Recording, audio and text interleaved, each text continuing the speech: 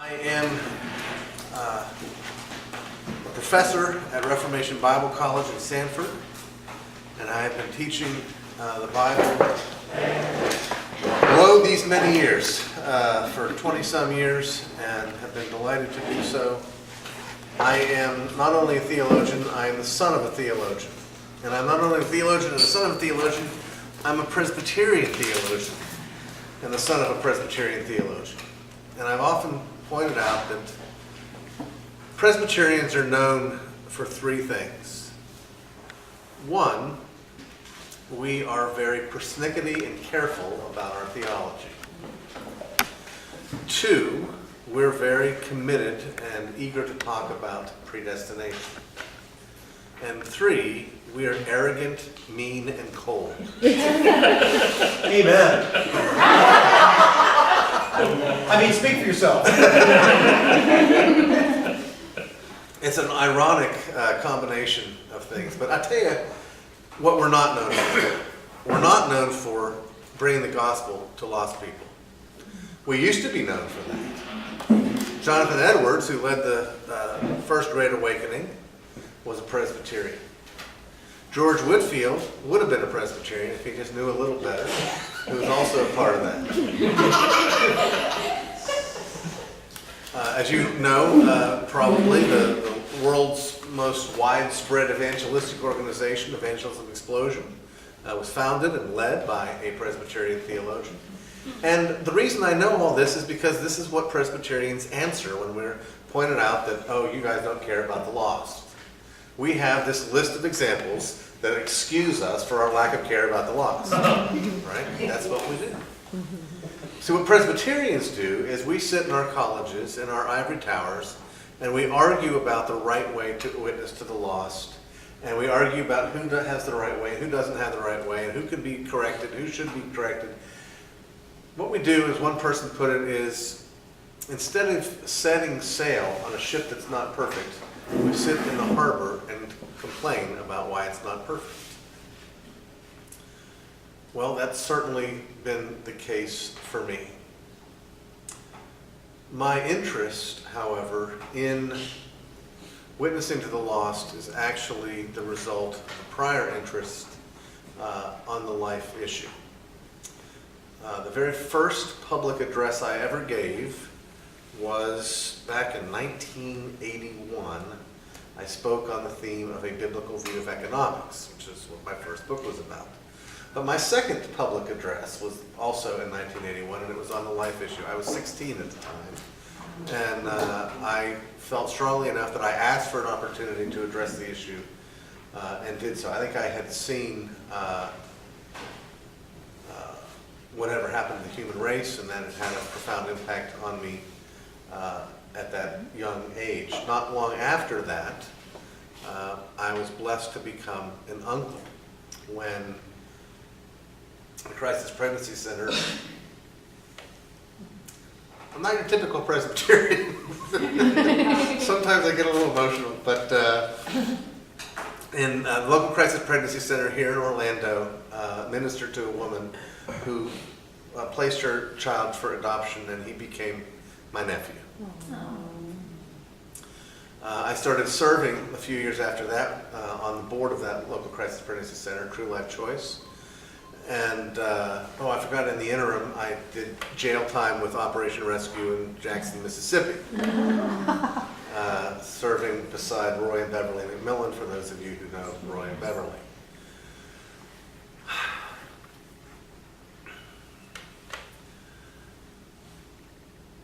But the honest truth is, apart from that rescue, abortion was very much for me a philosophical issue. It was an issue like the theological issues that Presbyterians like to argue about, that I like to argue about. I wanted to teach people to look at it the right way. I wanted to be politically active to have things go the right way. I was willing to serve and to go and paint the walls and go to fundraisers at crisis pregnancy centers to enable us to be able to help ladies in crisis pregnancies. That commitment grew in such a way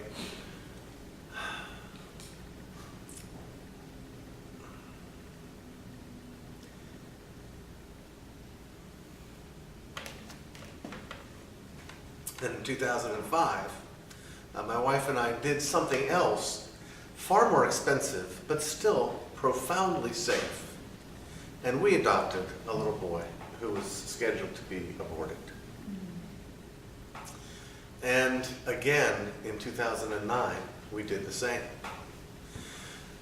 Between those years, God also blessed my wife and I with a little girl with profound disabilities.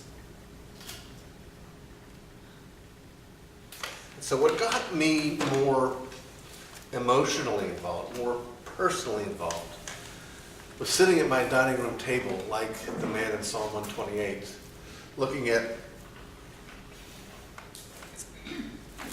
my godly wife, a fruitful vine, and at the olive plants around my table, and thinking, 3 of these children would have been aborted by the people who believe in this. That I'm looking at and I'm being blessed by in my life these children who are joy in my life, who would be poster children for why abortion ought to be available. And that made it personal enough for me to go for the first time, since I'd been arrested years before, to a mill. I believe it was during 40 Days for Life. I took my special needs daughter and one of my adopted sons, who is rather obviously adopted. He does not get sunburned as well as quickly as I do. Neither does his younger brother. So the 3 of us went out there, my little girl in her wheelchair. And we went out there to pray, and I held my sign, and I got on my knees, and I faced the doors of this clinic. And they turned on the sprinkler system, soaking me and my precious, precious little girl. And I came to understand it again in a new way, that this is not a policy issue. This is spiritual warfare. I had, for a Presbyterian, we Presbyterians, we don't swing from the rafters. We're not used to weird, mystical experiences. But I remember thinking, I can't see them, but I know there's demons all over that building. I can't prove it, but I know they're there. And I also took my oldest daughter on that same trip. The next time we went to the Orlando Women's Center. And as we were driving down, my daughter, who at the time was 16 or 17, she said, "Daddy, are you going to preach this time?" And I said, "Oh, sweetheart, you're misunderstanding your father. It is a great and glorious thing that God is at work in your father's life, that he is eager and happy to go to this evil place and to pray. But don't think that your father is a spiritual superhero. Those people who go and preach, they're a whole other order of being. These are the people that other people should aspire to be, that I have no chance of becoming." This is, I can preach to well-dressed, well-behaved,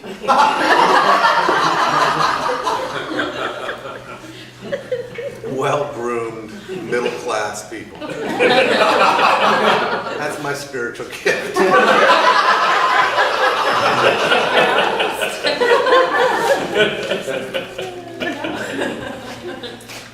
So we went, and I disappointed her, and I lowered her expectations, and we went, and we prayed, and we listened to John, and we listened to John pray.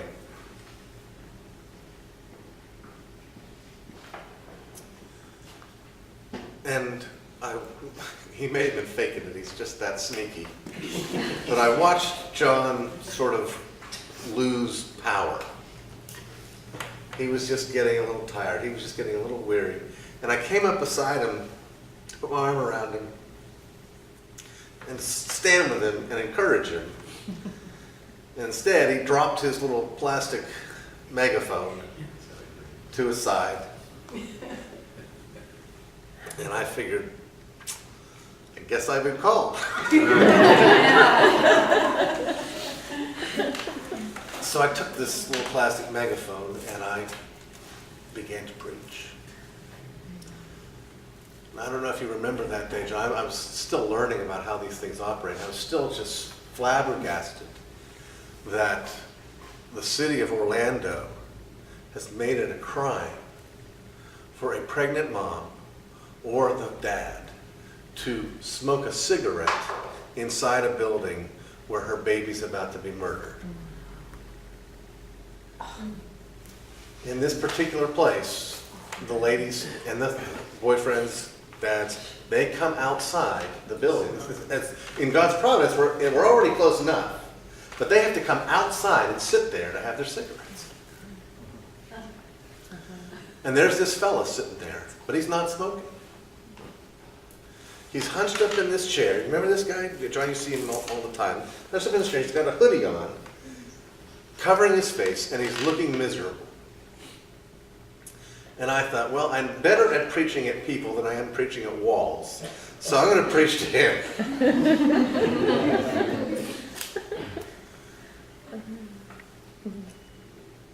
And I thought about what I wanted. I told him, what I told him is why I wanted to talk to you tonight. I didn't give him a careful, well-reasoned argument on the humanity of the fetus. I didn't give him a careful apologetic on the truthfulness of the Bible. I didn't tell him those two things, friends, because I knew he already knew those two things. My task tonight is to talk to you about total depravity. And this is true whether you're out preaching at Daytona 500 or whether you're at the Super Bowl or the Olympics or outside the abortion mill. We have to believe in the biblical doctrine of total depravity if we want to do this right.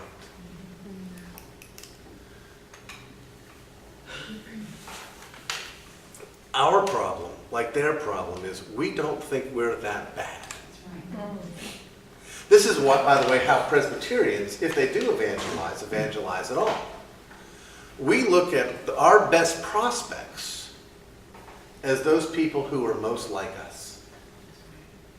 If you vote Republican, if you are part of the PTA, if you take your children to soccer and your children don't swear at the soccer game, and if you have clothes that aren't too trashy, then we call that in Presbyterian circles, you're a seeker. Okay?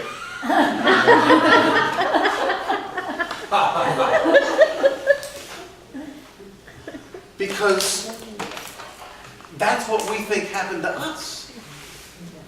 Even we who are Presbyterians, who are infamous for teaching on predestination, which is grounded in the doctrine of total depravity, who affirm that there's no way we can come to faith unless God changes us first, still think that, well, we were living decent lives. And God said, I like people like you. Why don't you come on in? And so we look at the other people leading decent lives and we think, they're almost here. Let's get them in. They're like us. Yeah. But it's not true. That's right. Because we think we're decent people too. When we think about these people walking into that abortion mill and we think they must not know what's happening. You see, Presbyterians are stuck. If I can give you a little worldview stuff here, this is what we Presbyterians do. Presbyterians are stuck in the age of the Enlightenment. The Enlightenment mindset teaches that man is basically good, which is a denial of total depravity. It teaches that our way to get where we want to be, to get to paradise, man has to think correctly. And the way we get man to think correctly, what becomes our sacrament in the Enlightenment mindset, the means of grace in the Enlightenment mindset, is education. The problem people have in our mind is that they're ignorant. That's why we go out and argue apologetics with people. We think, oh, well, they don't understand. They don't know the arguments. If we give them the arguments, then they're going to roll over and we're going to teach them into the kingdom of God. And when we watch that woman walk into that abortion mill, we think we're going to teach her out of murdering her baby. Because we think if she knew what she was doing, she wouldn't possibly do it. And it was one time at that mill for me to be there to realize, oh my stars, they most certainly do know.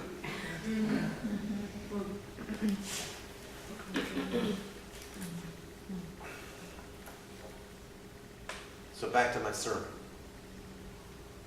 I'm looking at this fellow, and I'm thinking, okay, he is not here. He's not that sour looking, that upset. He is not that consumed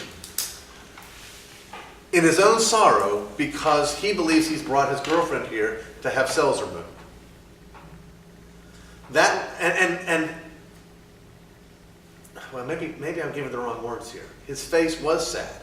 His face was sullen, but it was also grim and it was also determined. Yeah. When these people are coming to the mill, they're not thinking, I'm here to have these cells removed. I remember telling Patty this the first time I saw her. I said, Patty,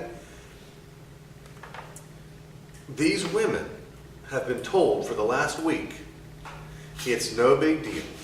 It's not, it's normal. Everybody does this. There's nothing, this is normal.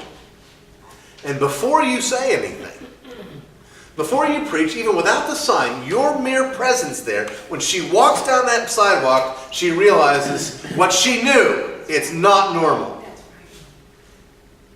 My friend didn't persuade me. I was afraid it wasn't normal. And the fact that there are human beings here waiting outside to tell me not to do this meets me in my fear and my uncertainty. But that's what you've got to do. You see, you go into and you start talking to them about DNA, and you start talking to them about fetal cell development, and you start talking about this and that. You know what you're saying to them?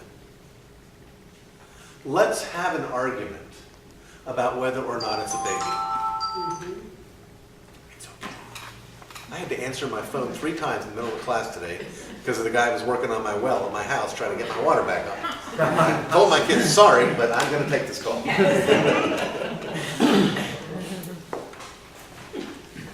When you engage them in conversation about whether or not this is right or wrong, about what's going on with the baby, all you're doing is saying to them is reasonable people disagree about this.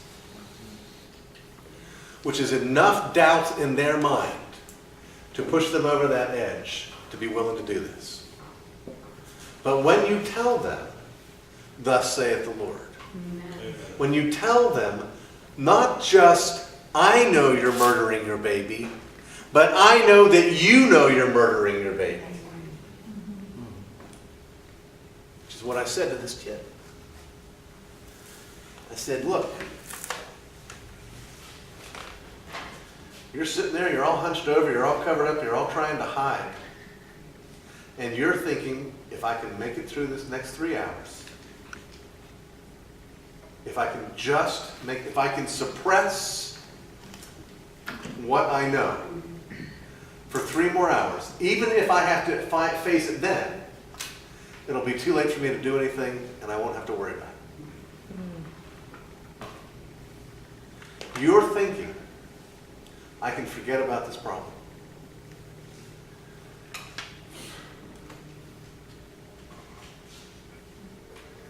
I don't know if you remember this, John. The guy didn't twitch, didn't move, didn't do anything. Well, he sunk a little bit lower into himself. And somehow got his face a little farther back into his hoodie. But he just was stoned. And I said, here's the bad news. When those 3 hours are up, and when you take her home, and then when you go to bed tonight, and you're lying there all by yourself, I know, and you know, that you're going to know what you did. And you're going to wish you could forget. And the next night you're going to remember. And the next night you're going to remember. and you're going to look for every distraction and every dulling thing. You're going to try to forget what you have done.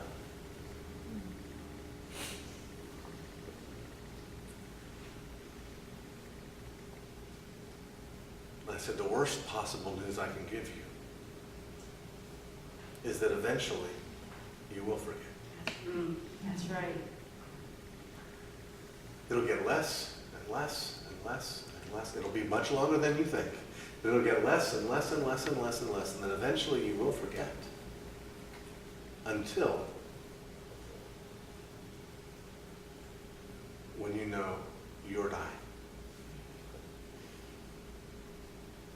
Because I know and you know that you will die. And I know and you know that you will stand before the throne of the living God. And you will not be able to tell him, I did not know I murdered my own baby. That's right.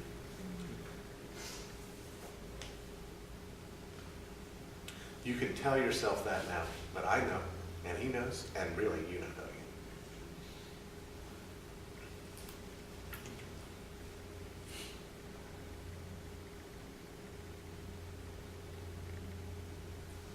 Or,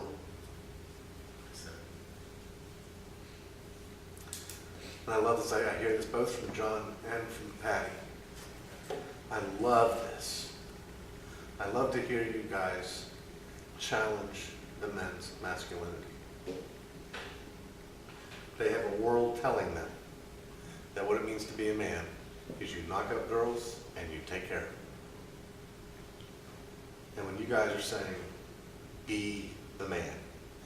Go and rescue your girlfriend. Go and rescue your child. You are speaking to his guilt. Let me get to our text finally.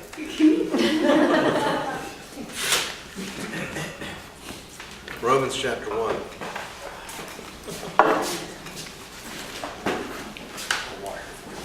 Thank you.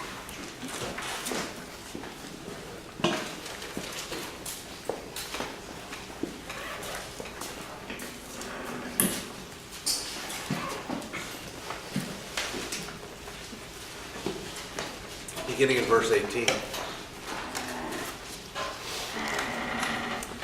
For the wrath of God is revealed from heaven against all ungodliness and unrighteousness of men. For the wrath of God is revealed from heaven against all ungodliness and unrighteousness of men. Let's stop right there. Do a little inductive study here. What is revealed? The wrath of God. How far is this revelation? How far does it go? How far does it extend? Does God reveal his wrath over here in the corner? Does he reveal his wrath in the Western Hemisphere? Wherever there is ungodliness and unrighteousness of men, which means wherever there are people, including at Daytona 500, including at the abortion mill. The wrath of God is revealed there against all ungodliness and unrighteousness of men. What makes them so ungodly and unrighteous? Who suppress the truth in unrighteousness. They suppress the truth in unrighteousness. You've got to understand, this is Satan's game here. He is the supreme fingers in the ear of the sinner, saying, la, la, la, la, la, I can't hear you about all the revelation of God. What do you think people are going to Daytona 500 for? How many of you have ever been to a NASCAR race? So you all know what happens. You know what happens? Everybody turns left.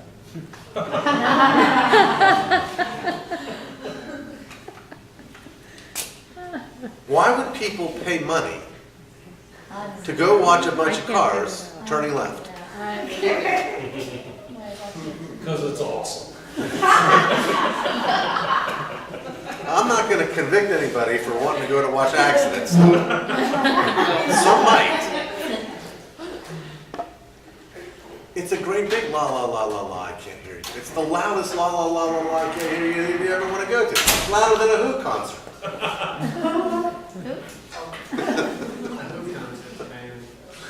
I wish I could give you a modern example, but I'm not that knowledgeable. This is what they're doing.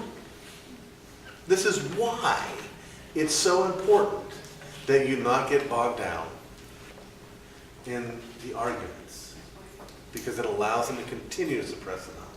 This is why you have to call them out. This is why you have to say to them, I know what you know. And that is what freaks them out. Do you realize that what this text is telling us is that everybody is guilty before God, and everybody feels guilty before God. And everybody, because they are guilty before God and they feel guilty before God, the biggest problem they have is, how do I get rid of this weight of guilt? Which is what's driving all of the decisions that have led them to get in the place where their life is a wreck. And which is why not only is this all about, hey, you can know their sin, you can show them their sin, but it's also because you have come to answer their real problem. Yes, that's right. I know what is wrong with you. I know what you're thinking. I know what you're wanting. And I'm here to tell you that that's not it. The person who's reading your mind, that's how smart I am. I can read your mind. I'm reading your mail. And I'm here to tell you, I know how to solve your problem. Or rather, I know the one who can. That's right, man. That's right. So I said to the kid, or you can get up out of that chair. You can walk in that door, and you can walk up to your girlfriend, and you can say to her, you can look her in the eye, and you can say to her, we are not killing our baby. Because let me tell you something. Everything I'm telling you that I know you know, I know she knows it too. I know one other thing. I know she's sitting in there hoping you're going to walk in there and say it. And if you do that, and if you confess that you're a baby murderer, even if you go in and get her out, if you confess that what your heart is, you are the kind of man who could get this close to murdering your baby,